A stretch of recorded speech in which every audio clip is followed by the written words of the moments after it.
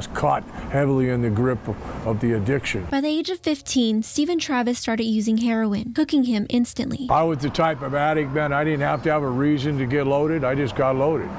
You know, if the sun raised, I got loaded. Sunset, I got loaded. He says he needed it to get through situations in his life. I had OD'd 6 times.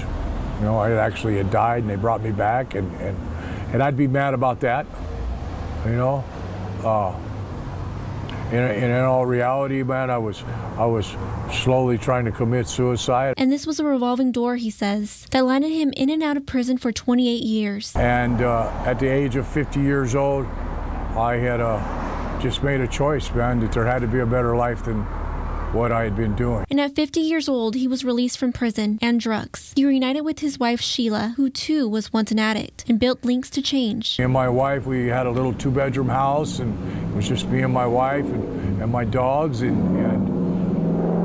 I met other addicts that needed a safe environment to live in, and so I let them move into my house. And now it's this house, a recovery home to over 50 men. They're not bad people, they just made bad choices. Most addicts, even the addicts on the street, have the desire to stop using, they just don't know how. So Stephen and Sheila help them every day, from getting a job, a GED, and even a degree. They teach them skills on living life like cleaning, cooking, and hygiene, and even reunite them with their families. And this brings Stephen joy, something he says he never thought he'd have. If you'd have told me 7 years ago that this is what I was going to be doing, I'd have told you, you're crazy.